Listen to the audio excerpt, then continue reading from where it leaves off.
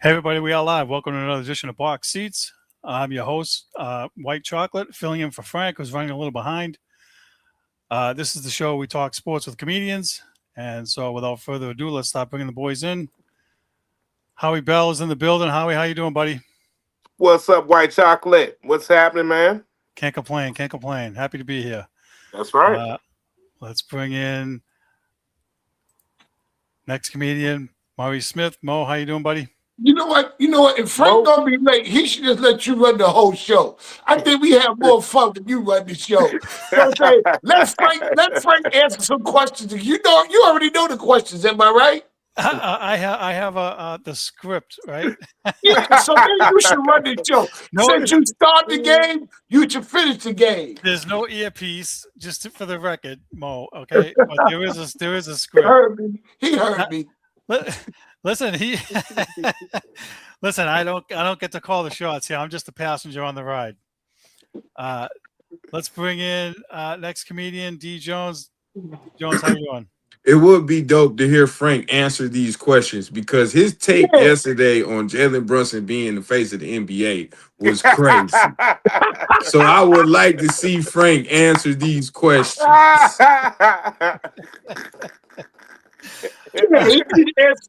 I took a Ricky Jaden first. White Chocolate, you host today. When Frank come on, he gotta answer some questions. You gotta answer what you say, JB. What you say, JB? Don't make a Jason Hayes in the building, Jay. What's your thoughts on these guys here? This is funny. Oh, about Frank coming in late and then muffing you out the way? Yeah. Oh, I'm here now. Shut up. Listen, I'm in agreement, man. Hey, if you come to class, listen, I went to school a long time, and I never had a substitute be in my class and the teacher show up and tell us you can go home. You know what I'm saying? If you start the show, damn it, you finish the show. That's right. Now, and piggyback Mo, if he want to come in, you come in here and sit in the chair and answer these questions. Yeah. This is gonna be a good. Answer these tough questions. That's right. He can really tell us how he feel about the Knicks. That's right. Let's go. All right. It's a beautiful day in the neighborhood, boys. Let's kick it off. Let me do this, and we'll bring Howie into his position. I'm not sure if you guys saw this story. Howie, these are your favorite? these are your favorite right off the bat. Ready? Yeah. Rams tackle Larrick Jackson arrested. He was arrested for a felony domestic charge. Oh, God. Come on, man. Of a person who willfully inflicts corporal injury, which I've never heard before. Corporal injury. Corporal means, you know what corporal means? They laid hands on your ass. So it was reported that Jackson thought the woman was recording him with her phone and allegedly tried to take the phone out of her hand. Investigators said the woman had scratch marks on her arms. He was booked at 4/24 Tuesday and released on $50,000 bond at 7/20, according to jail records. Howie, what's your thoughts on another NFL player getting in trouble for domestic abuse? These guys hey man, listen, I feel sorry for their girlfriends, man. Most of them guys have little girlfriends too. You know what I'm saying? If you ever noticed that, they never have big burly women as their girlfriends. All their girlfriends are small and petite, like ice skaters. Not them old linemen, bro. Man, I don't know, man. Why, man? Why he beat her up? Took her. Come on, man. Corporal punishment mean a whip and chains was involved. You know, that's a whole nother level. Like you chained her or something. Like she a new. Yeah. I don't know, man, what to say about it, man. Your name is Toby. Good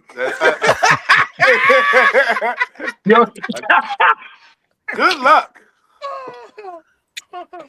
Good luck, Larry. Mo, what's your thoughts on another NFL player getting into domestic abuse? Your name is Toby. Yo, man, listen. You know how I feel. I'm a dude that got locked up by a chicken. I never put a hand on her. We gotta find out if it's true or not. Because she could be just mad. She might have swiped left when she was supposed to swipe right. And he told her, listen, if you swipe left, you're gonna see something you don't want to see. So she swiped left and got mad and called her daughter. We don't know if he did it or not. That is true. D. Jones, what's your thoughts on NFL player getting arrested again? Taxes, death, and domestic violence in the NFL. Right.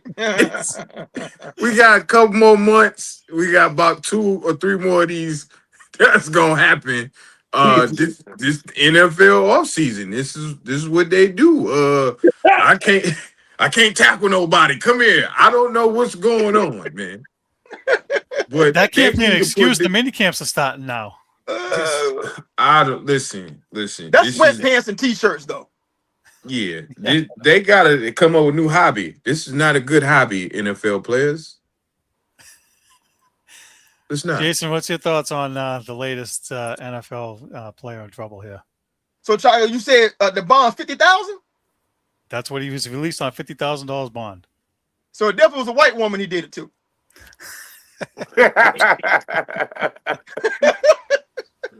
Sisters don't get $50,000 bonds for a scratch. I can tell you that. I've been around long enough to know better. So to piggyback, what everybody else said, I almost feel like, with advances in science, that at some point our laws are gonna have to catch up to that. Yeah. Because NFL players, bro, like we know, like I'm pretty sure all of us like have friends, that play football, was serious about it, college and the pros and stuff. And if you really think about it, every one of those dudes was just a little bit touched. Mm-hmm. You know what I'm saying? Like, I don't care who he is. If that dude loves playing football, he's off just a little bit. Mm-hmm. And so with with the things being discovered about CTE, and what repeated, blows to the head can do to you, I almost feel like they're gonna have to start like writing amendments to the law for these dudes that have these jobs to give them some leeway, or at minimum make sure that anybody involved with them signs some kind of waiver to say if he blacks out, understand you are being responsible for this. It's like going to the parachute center. You know what I'm saying? You got to sign a waiver to go bowling, but you ain't got to sign a waiver, to be married, to a massive mammal that's touched already. I just think that at some point we got to go that way with it. All right, let me ask a stupid question. This is for everybody, real quick. You know those caps those guys wear on their heads? The extra protection the big pads? Yeah. Yeah. Should they make it mandatory to cut down on the CTE? Yeah, everybody walking around looking like big head Dobbs. I don't know, man. It might have to, though. You know what I'm saying? Like, it's Dobbs. It's another guy at Denver that does it. I can't remember his name. It's only 2 that I know. Dobbs, another guy. Peppers on the Patriots had it too. But for the work, they got to start wearing it doing Pee-wee and all. Yeah. Oh, yeah, we lost JD, huh? Yeah, Frank came in and cut Jay out. He said, "Get out of here." All right, Frank is back, so I'm going to take myself out, guys. Thanks for the support. Wait. No. Frank, you got to answer questions today. That's what we came up with. We decided we all took a vote, and we decided we wanted to wait talking to finish the show out since he started, and you sitting here with us and answer. You got to answer questions. So let's change things up. You know the old saying, it's all fun and games until somebody gets hurt. You said you're always looking for something new, right? Ain't no fun when the rabbit got the gun. I ain't the rabbit, but I do got the gun. So all right, okay. I'm waiting for Jay to come back. I don't know what happened to Jay. I don't know what happened to Jay either. Okay, so I see where you guys left off at. It looks like you guys you started off with the Rams story and everything else. So yep. All right, Howie, let's jump into the game last night, man. So while we got time and we can do that and everything else, let's get started, because Howie Bell, you and I both know, It was an unbelievable game that happened last night. It wasn't something I expected. There's a lot of people still complaining about the game last night. First of all, when we jump into it, man, what's your take on the game? And talk to me about what's the first. I mean, we're going to talk about the game obviously for the next 20 minutes, easy, everything else. But the first things first, what was your immediate takeaway from the game last night between the New York Knicks and the San Antonio Spurs? My immediate takeaway was Donald Trump getting booed had to be one of the funniest shits I ever seen in my life. Now, that was my immediate takeaway when I first watched the game, and it was like, I thought about him the whole for three quarters. And they never showed him again. But listen, man, as far as the actual game play, Wemby going down low, brother. Start inside and go out, man. You know what I'm saying? I mean, him being in the paint and getting them first like 3, 4, whatever, dunks or easy layups that he got. That was the key. You got to get him going early down low, and everything else works out. And that's really what happened. Actually, to be honest, the Spurs had this type of momentum. I mean, or this type of start almost every game. If you really think about it, they lost the lead. Yeah, they've had a double-digit lead in every game in the series. Every game. This was the first game that they actually closed it out. You know what I'm saying? So they showed something in that game that they coaching, number one.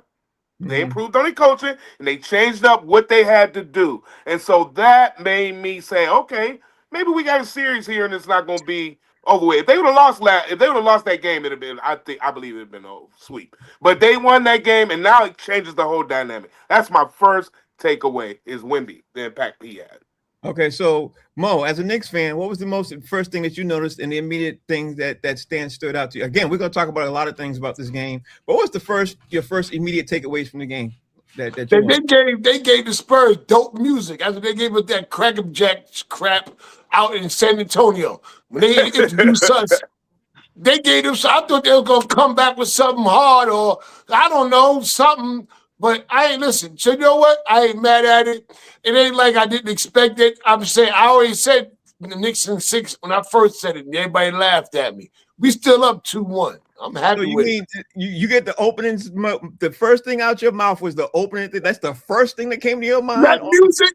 We was on the text chain talking about the music. You even said something like that. Music is really to the audience, the general public, everything else. You, the Knicks fan, you got the floor, and I asked you what was your first thing that you got that stood out, and you said the music at the open. That's the first thing that stood out. I thought it was gonna be funny, Frank. They for ruining the joke for me. I'm sorry, I missed that part. Damn, Frank, you just going in on me like you are you I expected you to go ham on what happened at the game, and you know what I mean. Yeah, I did go into ditto. All right, okay, I'll leave you with that. D Jones, what is the first immediate thing that stood out to you after looking at the game last night? And what's the first immediate thing that stood out? Biggest thing. De'Aaron Fox helped out. That the Spurs had 6 people in double digits, and that's the only way they really could have won is everybody contribute. On the flip side, Big Zesty showed up. I think he went 4 for 10. And he was very zesty last night. And I took my first loss last night. Shout out to Mikal Bridges, who I only bet him get 5 points.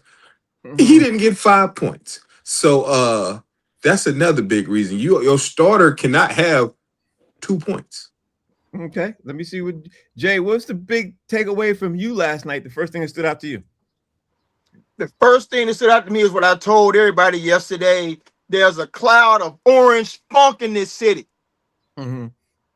Like everything was different. See, when something's working, that means the whole ecosystem is working. And you cannot mess with any part of that ecosystem or else everything else gets out of whack. If you don't believe me, sprain your big toe and see how miserable your life gets. Right? Yeah. So here we go. Knicks fans been doing watch parties at the Garden and at Penn Station across the street since the playoffs started. And it's been working. all that positive energy around the garden. And then the first time they come to the actual garden to play, the fans can't be there because the turd blossoms in town. In the finals. First time in the finals since '99. Finals. In the finals, yeah.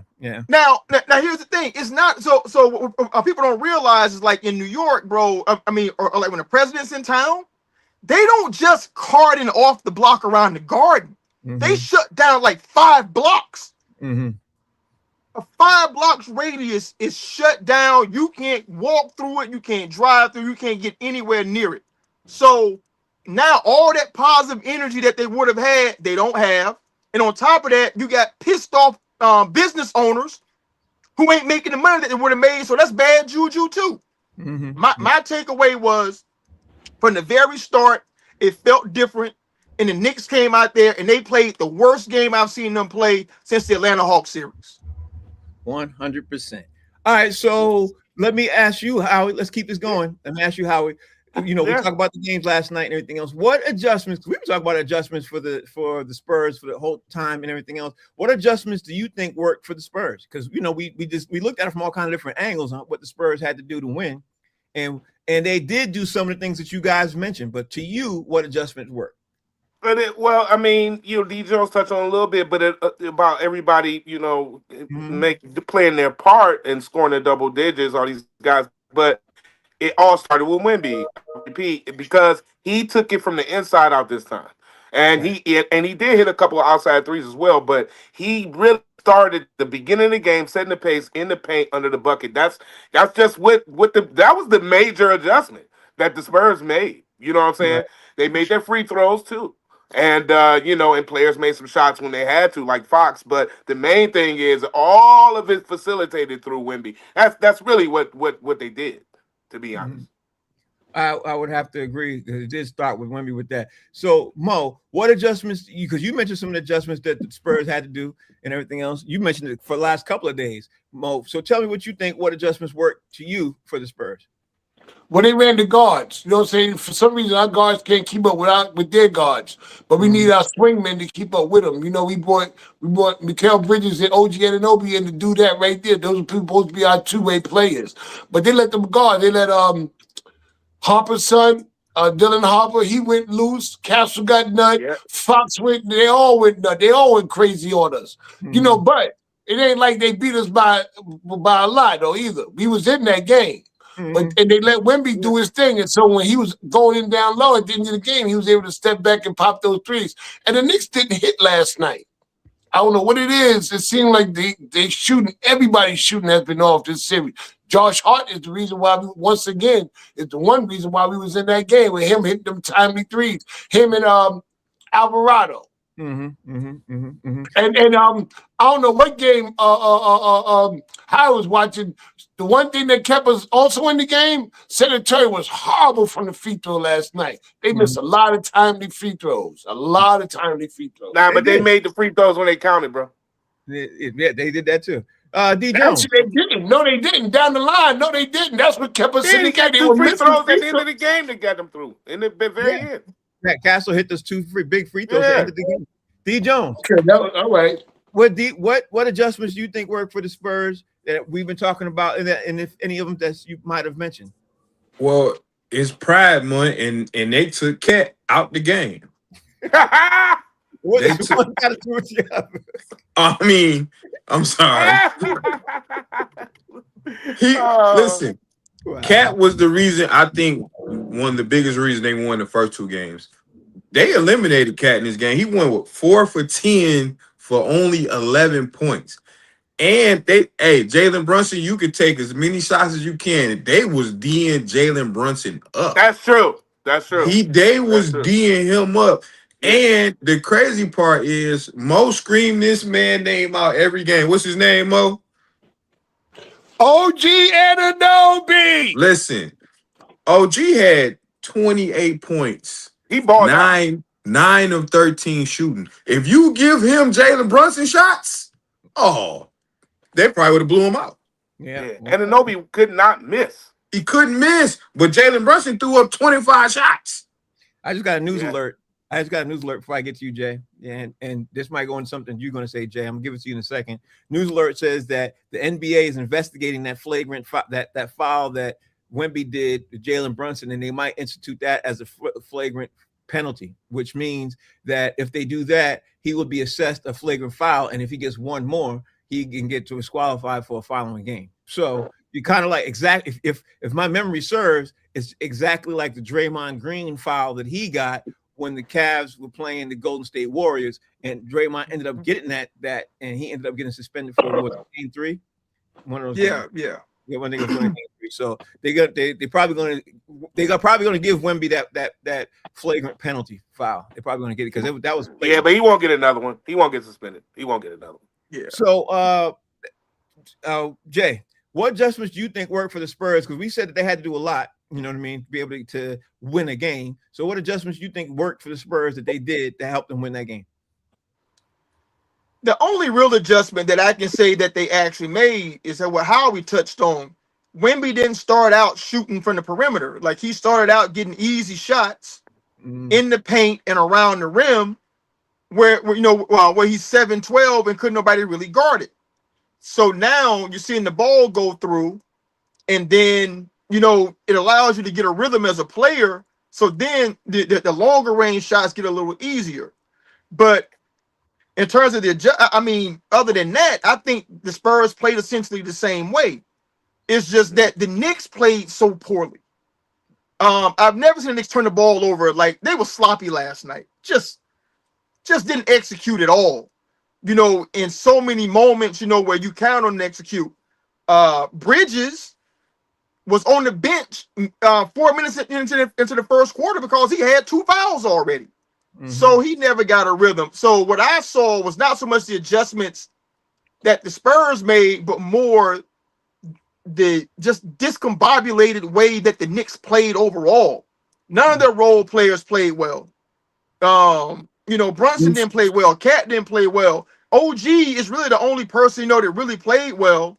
And Josh Hart played well defensively and did more than you want offensively. But I don't think the Spurs made adjustments that really made a difference in the game. I just think the Knicks just played a really, really horrible game. Okay, so Jay, what's the young fella? I'm sorry, man. What's the young fella's name, Frank? Jay, from the Knicks, got the headband with the cornrows. He balled out. He can't come off the bench. Josh Hart. Not Josh Hart. No, I know you're talking about from Brooklyn. Yeah, from New York. Yeah, the Puerto Rican cat. I don't know. Look, No, he got like no, the long braids. He got he wears a headband and he got the cornrows. And I know you're talking about. Anyway, he came in. Alvarado. Is that Alvarado? Okay. It's He Alvarado. Stepped in and he balled out. He played well last night. Yeah. He played very well. He had some big shots. He got big rebounds. He actually played really good. He kept the Knicks close, to be honest, between him and Anunoby. You know what I'm saying? So, you might have to go out and come back in, and I'll pick up the question with you when you come back. How, you hear me? Yeah. You can't hear me? You can't hear me? Yeah, you're going in and out. Go out, come back in. Mo, let me ask you this, man. What is the biggest difference in coaching that you noticed from game 2 to game 3? What was the biggest difference? Because I saw a couple of things that stood out that were coaching. The Knicks are not swinging the ball. It's just Brunson going in doing. I was looking for Tibbs to come out off the bench. Really? It looked like the Knicks last year in the Eastern Conference Final. Just give him the ball and let him do whatever he's going to do. They were just swinging the ball. People wasn't getting in their positions. Landry Shamet hit some timely shots, but he couldn't hit. He could have been more if he was given the ball. It was a lot of times he just passed up good passes, and I hate when he does that. It's funny. That's the difference. And the coach let him do that, and I don't know why the coach allowed that. Once they took him out the game, the Knicks started swinging the ball around. I noticed the exact same thing, Mo. I noticed the exact same thing. I thought it was the Knicks were playing like the Knicks were playing last year. Howie Bell, what was the biggest difference in coaching this game from game 2 to 3 that you noticed that stood out? Because what Mo just said is the first thing that popped in my mind, because they were playing like Tibbs was coaching on the sideline like last year. To me, Howie, what was you? Well, with the clock so many times. But go ahead. What were you saying?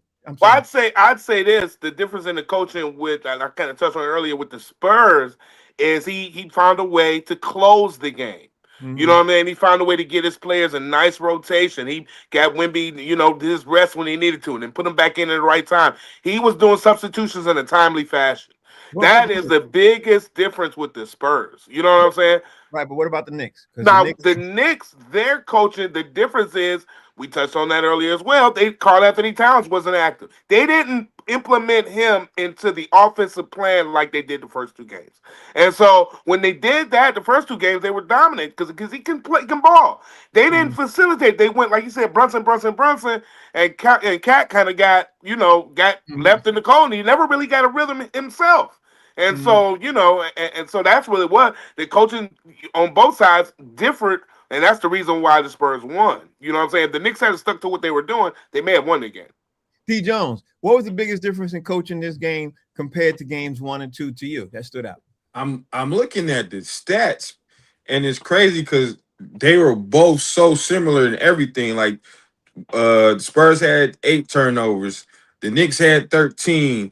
The Spurs only had 44 points in the paint, and the Knicks had more than them. So I'm like, was it Wemby? What was it? It had to be Jalen Brunson shooting them out the game. That's the only thing I can see.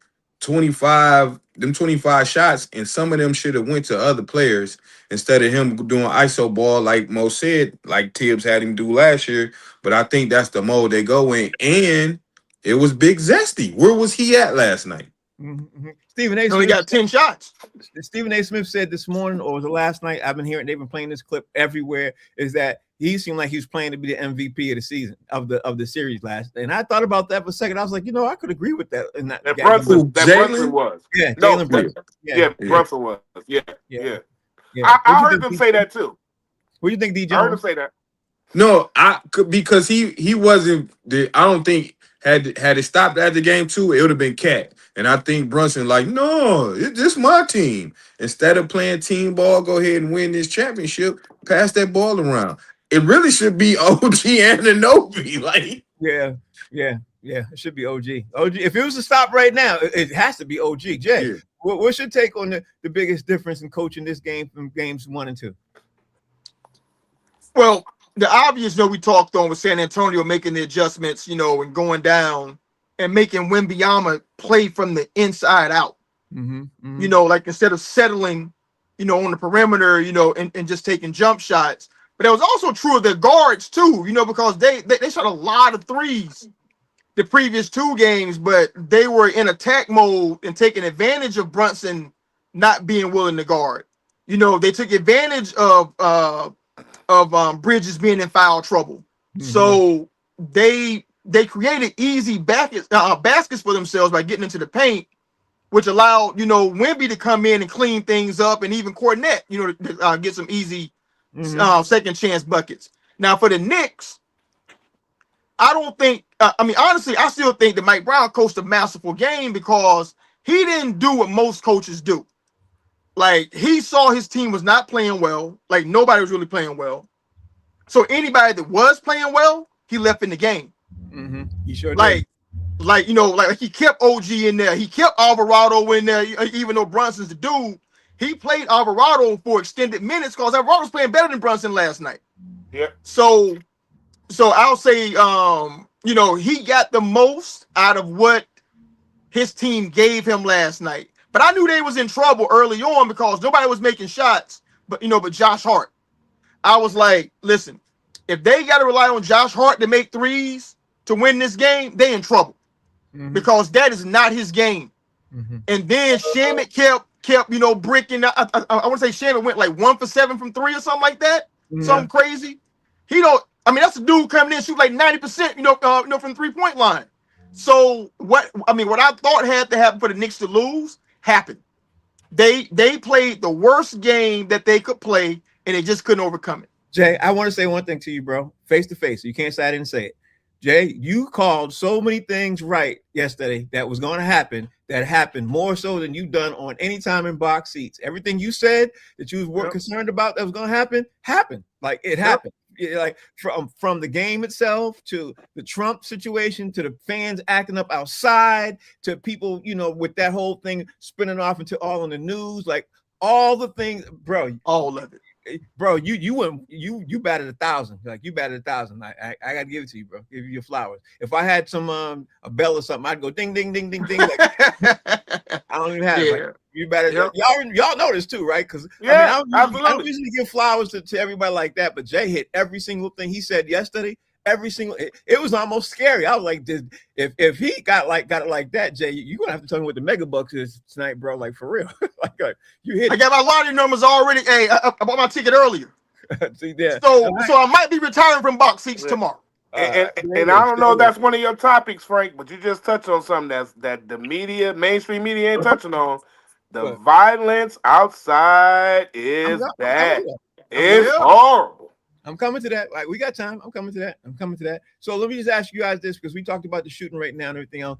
And I'm bringing this up for a purpose, because the Celtics lived by the 3, they died by the 3. That's how they shot themselves out of the series, and they continue to do that. The Knicks was unprecedented with the way they was shooting this series. They got super hot too. So my question to you now, Howie, and all of y'all is going to be: have the Knicks finally cooled off? And do you think the cool off will last for the rest of the series, or do you think they'll get hot back again and shoot themselves back into the series? Howie, what you think? I don't think they've cooled off. They just lost a game. You know what I'm saying? Mm-hmm. In a very good one. You know, I thought it was a very good game.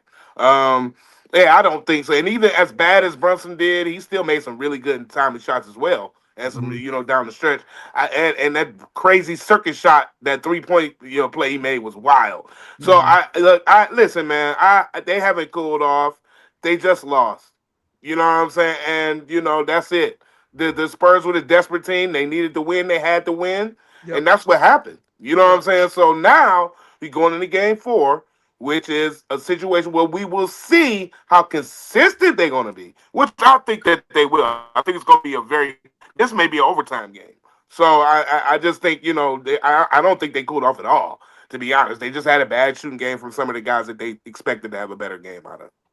Okay. So, Mo, we all know, Mo, that the Celtics live by the 3. I'm using this as a reference. They live by 3 and they die by 3. When they get cold, this is Celtics. When they get cold for 2 or 3 games straight.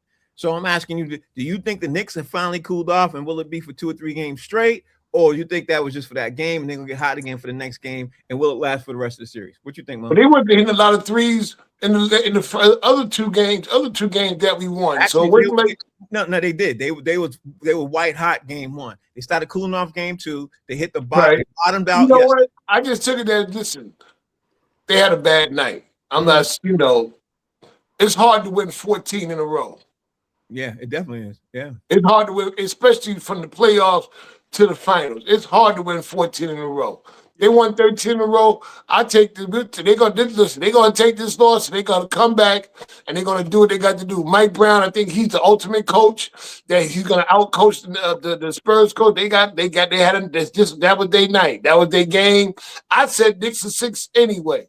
But they're gonna go back and they're gonna look at the tape and they're gonna see what they need to do. Somebody gonna be like, Cap, you should have passed me the ball. I'm sure Josh Hart probably smacked me in the back of the head about a few times. See, you supposed to pass the ball right then and there. You supposed to pass the ball right then and there. They're going to get in this shit. Oh, my bad. They're going to get in them. And they're going to, it's going to be a different thing. Cats coming out playing point forward.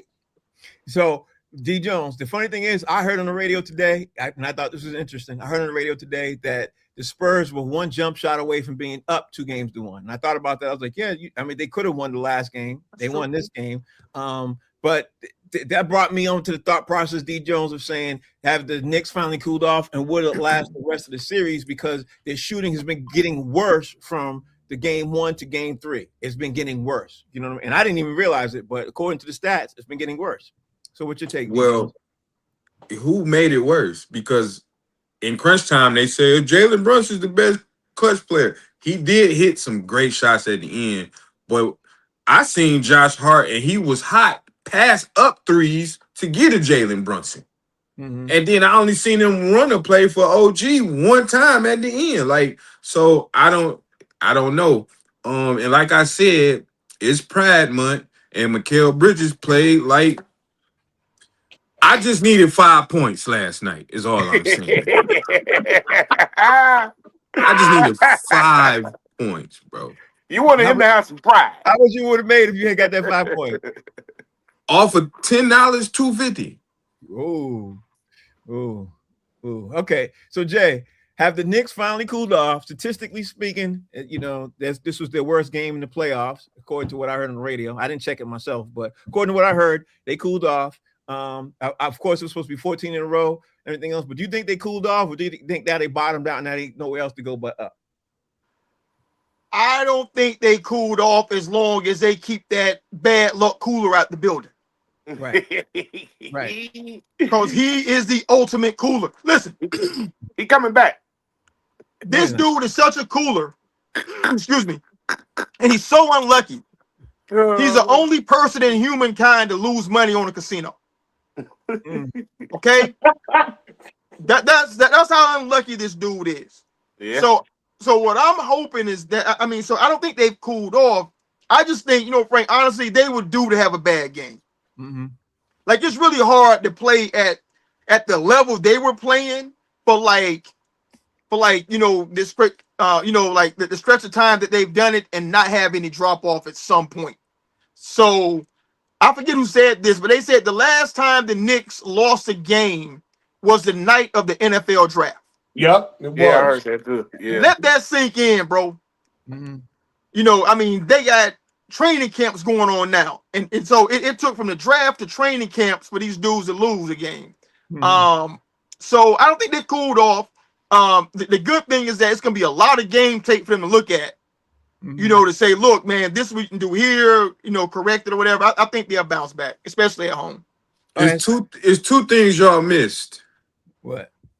One, Trump was there because it's Pride Month. And two, Mo said it's hard to win 14 straight games. The Pistons won 22 straight. Come on, man. That was regular season. It doesn't matter. That was regular season. This ain't the playoffs. They ain't the playoffs.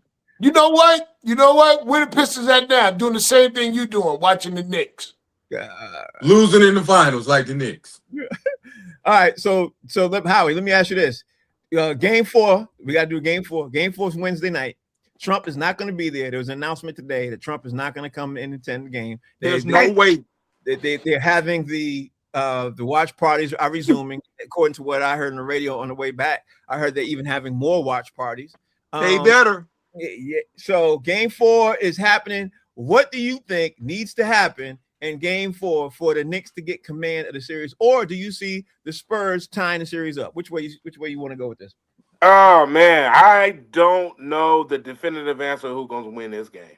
I just don't. I see it going to overtime though. I see this being very tight the whole game. I don't see this being a blowout either way. But for the Knicks to win, they got to go back to Cat. We've been talking about the whole time about this. We'll be discussing this. They got to go back to him. To sort of like how the Spurs got to stick with their big man in Wemby. And I think that's, both teams got to run through their big men, you know what I'm saying, in order to give their, respective teams a chance to win. That's just what it is, man. We getting back to old school basketball right now. You got to go through the big fella, throw it down in the paint, you know what I'm saying, get people in foul trouble, get in the penalty, all that stuff matters early. You know what I'm saying? And, those fundamental things are what needs to be done for both teams to be successful in game 4. Okay. So, Mo, it's official. They're having watch parties. Trump's not coming. They're doing extra stuff like that. Of course, the celebrity role looked like it's even going to be even more so than what it was right now. Looked like the juju's going to be gone. Talk to me, Mo, what you think about game 4, Wednesday night, Knicks versus Spurs. Listen, man, it's going to be the Knicks going to win this game. Like I said, the coach is going to come out. They got to stop letting Brunson getting double teamed as soon as he come across the half court. I meant to say that before because that's one thing that the Spurs were doing. They were double teaming him as soon as he come across that. Didn't he have a couple backcourt calls? No, he didn't. No. He had one. No. Mm-mm. Yeah, he did. No, he did not tonight. Last anyway. During He threw it away a couple times. Yeah, he threw it away. Yeah, he threw it away a couple times. But anyway, they double teaming them. They got to stop that from happening. But the Knicks are going to come out doing their thing. They got to hit those timely shots. That's what we want them to do. They better do it. I swear to God, because I don't want to hear nothing from Frank if the Knicks don't win this. I swear to God, I'm not coming outside for a month. Why you keep I'm just saying something. I ain't saying nothing. I ain't say nothing to the series over. Not one thing. I know you were. You sitting there waiting, but I know last night you was sitting there like, yeah. Nah, I told you I want the Knicks to win because last night my viewership dropped. Whether the Knicks win or lose, your viewership is going to go up because you're going to talk about the Knicks and people going to listen. Yeah, I don't know about that. But they don't want to discuss a loss though. They don't want to discuss. You're right about that. They don't even want to hear it. So I saw my numbers drop last night. As soon as it happened. Thanks to White Chocolate, who said the Golden State Warriors had 15 straight consecutive playoff wins in NBA history in 2017. I didn't even remember that, but you're right about that. I thought it was 17. No, it's 15. It's 15. 15. All right. So D I Jones, went 15-1. what do you think that they have to do, literally, to able to win this game, the Knicks? Or do you think the Spurs are going to come out and tie the game up? And what other game, things that you think they should be looking at for the game that's coming on Wednesday night? Well, let me just say this, because we didn't get to see as viewerships the halftime show, and apparently it was a great halftime show. And we should have seen that on TV. We should have seen that. Yeah, and we got to see Trump. We need to see Cardi B. I understand it's Pride Month, but we want to see Cardi B. What the Knicks have to do is pass the ball, bro. Stop being so reliant on one player, and pass the ball. And Cat has to show up. If he don't show up, they're gonna lose. 100%. 100%. All right, Jay. And show some Cardi.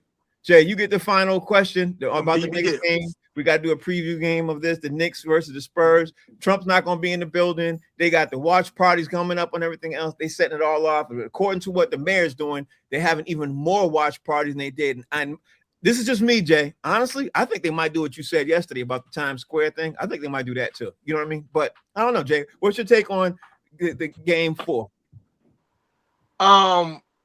I forget who said Times Square. That wasn't me. It might have been D Jones or Mo that said That was Times me. Square. That was me. That was you? Okay. All right. Yeah. For me, I gotta disagree with Howie.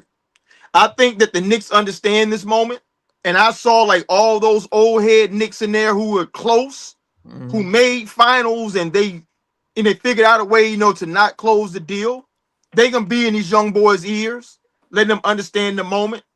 They're gonna be sleeping in their own beds, and resting up and going through the normal routine of their life. San Antonio gonna be staying in a hotel, getting prank phone calls all night, eating poison food. So I expect the Knicks to come out and really blow these boys out. Because they've been a blowout game in this whole series so far. But I think game 4 is gonna be a blowout for the Knicks, because they don't want to go back to San Antonio tied up. And they understand that they can't do that, and they got to take advantage of it. And also, the reffing was awful last night. Yeah. Oh, my God, was it? And it was awful for both teams. Yeah, you know what I'm saying? But they took key players out of the game because of their whistles. And the one thing, that hurt the Knicks the most, which is why I think they lost, even though, San Antonio dominated, was you can't miss obvious calls. Because if you miss an obvious call and they got to burn a timeout and waste a challenge to do something that you should have just seen. So now when there's a crucial moment late in the game, when it's under a minute and there's a controversial thing, they can't challenge. Yeah. You know what I'm saying? Because you made them waste it on something you should have seen and not have to make them burn that challenge. So I think the refs are going to hear a lot about that. And I think the game's going to be officiated differently, way better. It might shade more Knicks to make up, what they cost them. And I think the Knicks are probably going to win about like 12-15. I'm going to say 2 things. One, that push on Jalen Brunson's head was so egregious and was so missed. I think that whole crew is not going to work the finals again at all. I think that's terrible. I think that and the second thing I want to mention is because of the way it happened and the way that the call happened, I think it's no doubt about it. The calls are going to lean more towards the Knicks coming up in the next game because, again, the NBA doesn't like this black mark and everything else. And finally, I'm going to close it with this, and then we're going to move on. I think the pressure is on the Knicks right now. They got a lot of pressure to win this game because if they don't win this game, like the Spurs to me are coming in the game, like they're expecting nothing right now. They know if they lose, they out. There's no pressure on them, but the pressure is on the Knicks right now. Yeah, I think it's tantamount now for them. But I do think they can do it. I do think they can do it. All right, so Howie. But the Spurs also know, Frank, that they got to win too. Yeah, because if they go down 3-1, they know it's almost over. Yeah, it's over. But the pressure has always been on the Knicks. This is not one game. The pressure's been on the Knicks since Atlanta. No, but I mean in this they'll way, both be desperate. The Knicks have been celebrating, and the Knicks fans have been celebrating like they won the finals already. Yeah. But that ain't got nothing to do about. They ain't got nothing to do with the Knicks players. The fans are the fans. You know but the Knicks have been under pressure as the Knicks since they played Atlanta. Because when they were playing Atlanta, they were talking about firing the coach. People need to get traded, get rid of Knicks are under pressure heavily to make sure they win this next game. They got to win in New York. Ain't nobody telling me different. They got to win. If the Knicks lose that next game, they still gonna win the championship. Possibly. I'm not saying they won't. I'm just saying they're under a lot of pressure. Howie Bell, we got to talk about something we haven't talked about in 2 days because I've been seeing this for 2 days and I wanted to make sure I mentioned it because what's happened, and I saw it a lot, is that Miami is one team that Giannis and everybody are talking about right now because the NBA scribe even mentioned it. He said that Giannis has been talking about wanting to go to Miami right now. And it's, everybody's talking about the finals right now. And this story has been floating under the obviously under here. And it looks like it could be a possible destination for Giannis. What you think, Howie Bell, with Giannis saying he wants to be in Miami? He gonna go where if he says that's where he wants to go, I think he's gonna go. You know what I'm saying? Players usually go where they say they want to go, especially superstars like that. You know what I'm saying? It's great coach down there too. You know what I'm saying? So it's a whole different, great organization, whole different ball game when you're down there in Miami. So they'll. But if you trade, I don't mean to cut you off, High. But this is why I don't think it's gonna work because in order for Miami for them to even move forward, they got to keep Bam. You know what I mean? They got to keep Bam, and in order for them to keep Bam. You got to give away almost half your team to make up the money. That's why I don't think it makes sense for this NBA scribe to even say that. It didn't make sense to me, but that's what they're saying. So that's why I wanted to go ahead. Yeah, they could keep Bam and Giannis. Mathematically, you don't think they got enough money to keep both of them? It's not about no. The trade money has to match. Yeah, the contracts have to match when you do a trade like that. It has to be within. For them to, and the only person who comes close on their roster is Bam. So if you put Bam in that roster, Miami's not getting better. Literally, if you swap them out, they're not a better team. They're the exact same team. You know what I mean? Right. Got you. I got you. But if Giannis, still point being though, if Giannis say he wants to go, very true. You know what I'm saying? They're going to figure out how to make that happen. Very true. Mo, what are your thoughts about? According to NBA reporters saying that Giannis wants to go to be in Miami. What do you think that's possible? No. But Giannis been wanting to go everywhere since, we don't know where Giannis is going to wind up at. I don't know, man. It's a report for damn near every team that's within the major. How can I say that's in the upper echelon of teams from the Lakers, New York, Detroit. You know what I'm saying? Miami, Boston. We don't know where Giannis is going to wind up at. I think that's just more for the gambling. I do not want him to come to the Celtics at all. Not even close. I think that's more for the gambling because people start. Soon they say Miami, I bet how many bets you think went on or off wherever they were betting for Giannis where he wants to go. I think that I went white chocolate on this one. It's a betting thing. D. Jones, what's your take on Giannis wanting to be in Miami? You think it's possible?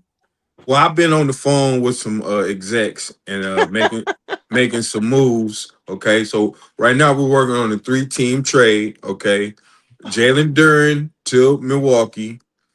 Then the Bucks send Giannis to Miami, and Miami sends Bam and Tyler Hero to Detroit. Bam, there it is.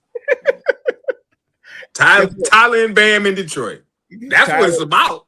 That's what it's about. Tyler and Bam in Detroit. Okay. Yeah, that wouldn't be bad. Yeah, actually, that'd be pretty great. Detroit would be that's a championship roster right there. Yeah, that wouldn't be bad. Yeah. All right. So he happy with that. I'm on it. Jay, what's your take on this, Jay? With Giannis supposedly wanting to be in Miami, is it possible to you? Plausible? Where there's smoke, there's usually fire. Mm-hmm. So if that's what he's saying publicly, then that's probably what's going to happen.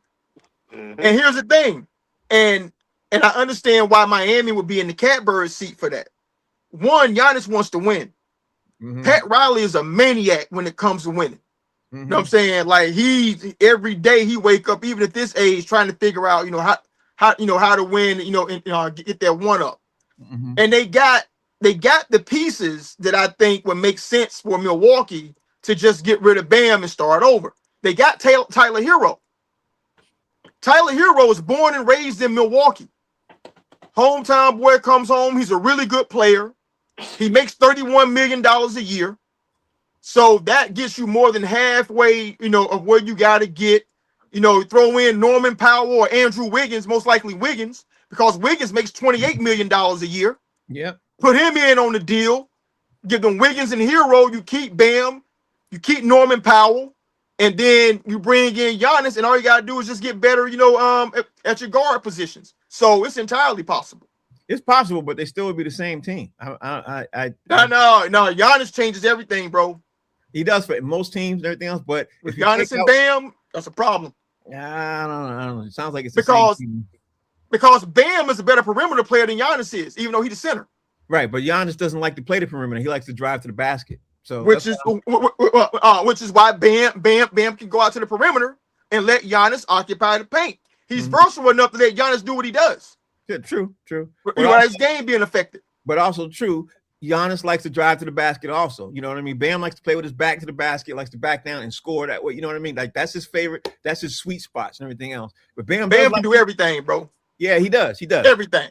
Listen, it'd be interesting to see. I'm gonna say for the record, I don't see Bam. I don't see Giannis landing in Miami. For the record, I just don't see that. Not say that it won't happen. I don't see that. All right, Howie. Let me just add this. White Chocolate said Hero has 1 year left on his contract for $33 million. Expiring contract too? Wow. Yeah. It's he's going to Miami. Yes, it's possible. Definitely possible because that's in the neighborhood of what Giannis is making. I think Giannis is making what 38 million. The Bucks get they give the hometown hero a max deal to come home.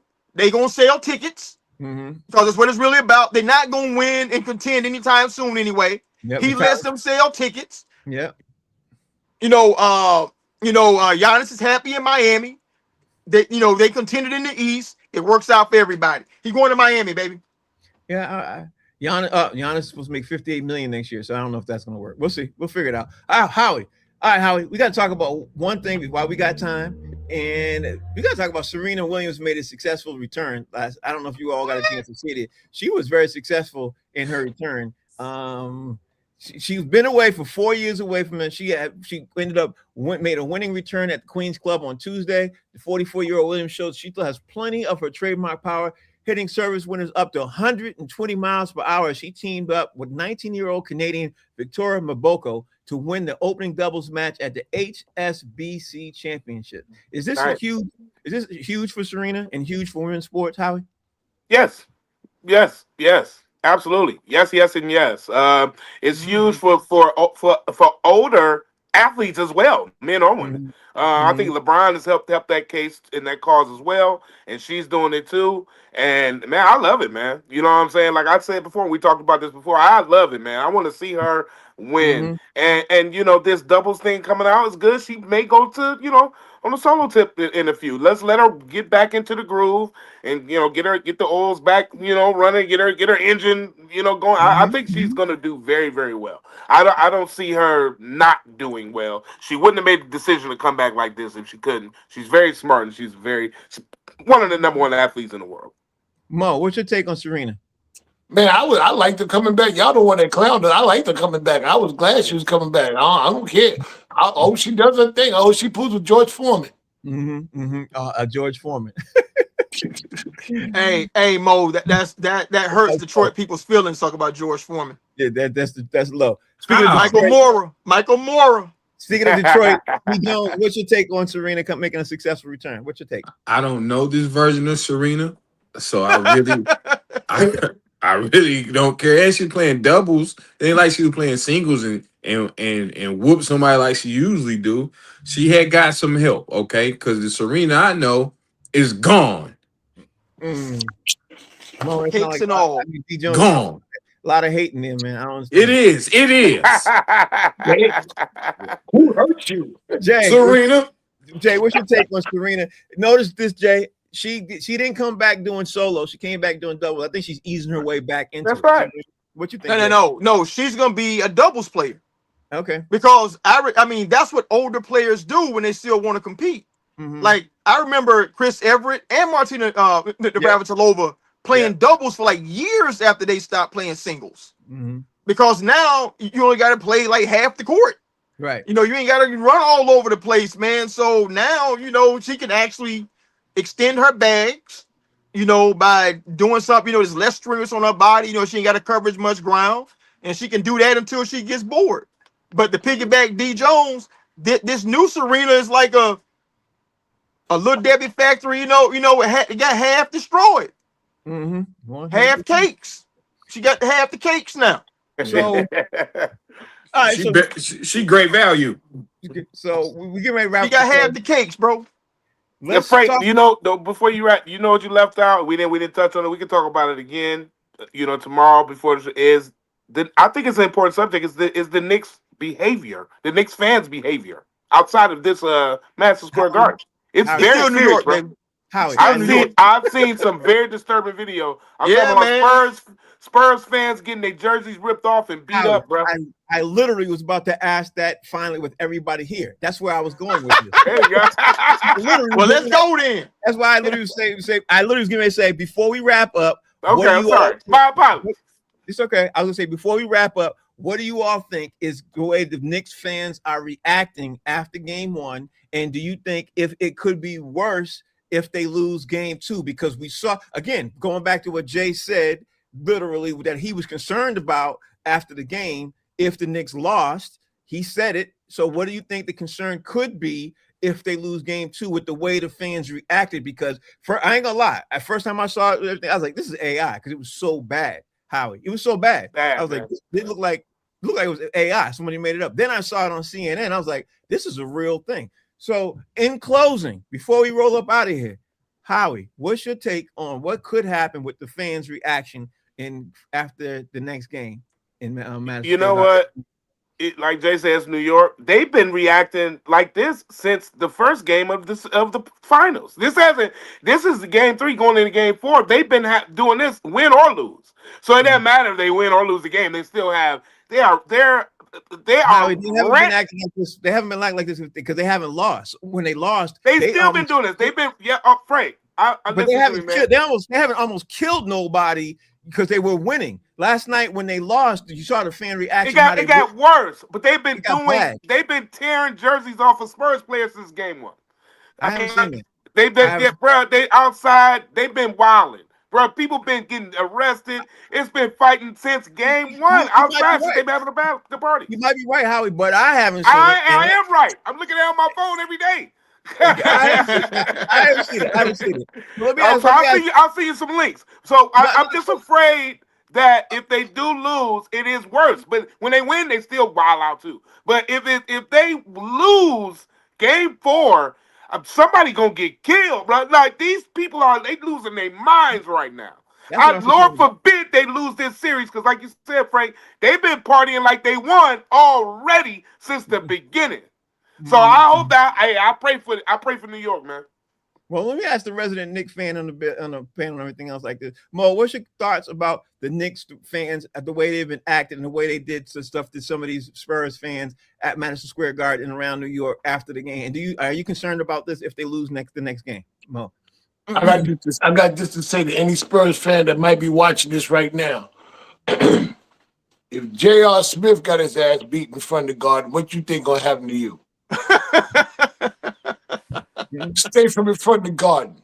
Okay. All right. Wearing Spurs jerseys. If you do, just be quiet. Keep moving. No matter what somebody say to you, don't respond. Keep your head down. Don't look up. Please don't look up. Because if you look up, that's how they know. D. Jones. D. Jones, the NBA, the Spurs, and the New York Knicks put out special press releases about 3 hours ago, saying they do not condone what's been happening outside of the Madison Square Garden with the violent reactions and the violent actions of fans happening to Spurs fans. D. Jones, do you think it could be worse if the Knicks fans lose, if the Knicks lose in Game 4? Okay, you gave Jay his flowers earlier for being right. Last week, I said if the Knicks win, they tan everything up. And I said if they lose, they tan everything up. Okay? You're right. And Howie was right. I seen a video of they beat Atlanta. They ripped dude's Atlanta jersey off Yeah, bro. and jumped on him. Man. Listen. I'm with Mo. Don't go in the state of New York if you got on black or silver. Like, right. You got to be an idiot to go down there with that on. That's like us going to a KKK rally. What's up, y'all? No. With the I'm not final going. call, with the final call in your arm. If I buy my ticket, if I'm from San Antonio and I buy a ticket to come to New York and I go to the game, I can't wear my jersey now. You gotta be an imposter. You better wear blue and orange. Yeah. You better go get you a Knicks jersey. Listen, Jay. I'm not telling you. I'm not telling you to get a Knicks jersey. I'm just telling you, understand where you at. Jay, what's your take on this, man? Because you did put the nail in the head on this guy at the, a couple days yesterday, as a matter of fact. So, what's your take on after game in case the Knicks lose? I mean, it's crazy, that it happened, but I live here, bro. So, am I surprised? Hell no, I'm not surprised. You know what I'm saying? So, here's the thing. You gotta understand, like this city is on like 20 with this team right now. 100. Man, so if they lose, like all that anger got to be directed towards something and somebody. Right. Like, you can't be walking through that throng of just heated people, and it's hot out here now, wearing a damn Spurs jersey. Man, I wouldn't wear a Raiders jersey right now. Right. You hear me? Because they might mistake that for a Spurs jersey. So, the answer, Howie, listen, I'm not saying you can't wear your Spurs jersey in the city. I'm just saying you need to know what might come with you wearing your Spurs jersey. I agree. I just said it was sad. Listen, you better go get you one. I wouldn't wear listen, bro. I wouldn't wear a Wizards jersey in New York. Man, right now. listen. I'm gonna go buy me a Tommy Bahama button-down shirt. You know what I'm saying? I ain't wearing no sports, nothing. Yeah, no sports, nothing. Howie Bell, you ready to wrap this up, man? Tell everybody out there how they can follow you, what you got going on, bro. Man, hey man, make sure y'all follow me, Howie Bizzell, HowieBizzell. Got a lot of shows going on in the D this week. Tomorrow I'm with my man Foolish, and then I'm with Tony Roney Thursday, and then I got my show on the East Side, the Emerald Club. Man, y'all come holler at me, Howie Bizzell. When's that show? Sunday. I start my new room, man. This Sunday, my second time. We're gonna start doing it like every Sunday. So.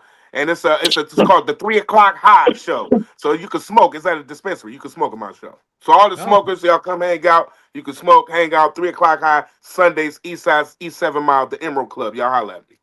All right, Mo. Tell everybody out there how they can follow you, what you got going on, Mo. MOE_comic, always on Instagram. And this weekend I'll be at the Stoughton Block Party. You know what I'm saying? M's Basic Bags, baby. If I ain't telling them jokes, I'm slinging them bags. All right, D Jones, everybody out there how they can follow you and what you got going on, bro. Well, I don't smoke, so I guess I ain't invited to Howie's event again. I'm out, man. You invited, brother. We got good water and all kind of fruit. We got stuff for you, brother. I got a church show this Friday. Don't ask me where. They paying good money, but don't ask me where it's at. Well, you got to be able to promote it, so you better find out. Jay, tell everybody how they can follow you, bro. What you got going on? Hey, you can follow me at JD Hayes over at Fanbase. And D Jones, I also don't smoke, but I've gone to Howie's other shows at a dispensary, and I have smoked occasionally, I guess. I've been to Howie's house. I've been to Howie's basement. Listen, that for 10 minutes. Smoke is crazy at that spot, bro. For 10 minutes, I can stay in there. That's it. I came home at 3 in the morning after the show with Howie and ate 2 Wawa hoagies. Going to sleep. 2 Wawa. Why am I starving? That's hysterical. So probably true. All right, White that's Chocolate has joined the show. White Chocolate, what's going on, bro? How you doing, and what did we forget? Well, let me tell you what you forgot. See, the guys all voted for me to host the whole show, Yep. but like on My Cousin Vinny, you was the judge and said, overruled, Mr. Gambini. Well, he just stepped in, didn't say, look, he didn't answer us or nothing. Follow me and Frank on Boston Straight Shooters on Facebook and YouTube.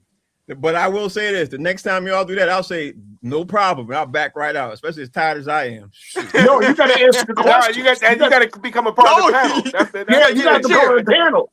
All right, tell you what, I'll be part of the panel tomorrow. How about that? I'll be part There of you go. Yeah. Because honestly, there's some questions I don't mind answering myself. So there it is. Steve, you're going to be on the show tomorrow. You're going to be hosting, and I will be part of the panel tomorrow. So that means Steve got to find all the stories then, and then I sit back and answer. How about that? See, Steve, no hockey. No hockey, damn it.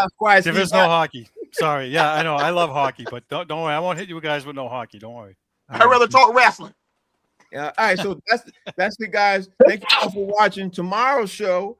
Actually, I'm not even gonna promote tomorrow's show. I'm gonna let Steve figure what tomorrow's show is gonna be. But tomorrow we're gonna talk about, obviously, it's gonna be box seats. We're gonna talk about sports with comedians. Knicks. Yeah, it's gonna be a lot of the Knicks, I'm sure. And whatever happens between now and tomorrow, we're gonna figure that out too. But thank you guys for watching. We greatly appreciate you. We on every day from 6 to 7, and of course, this is where sports happens. But we talk about sports with comedians. We'll see y'all later. Peace.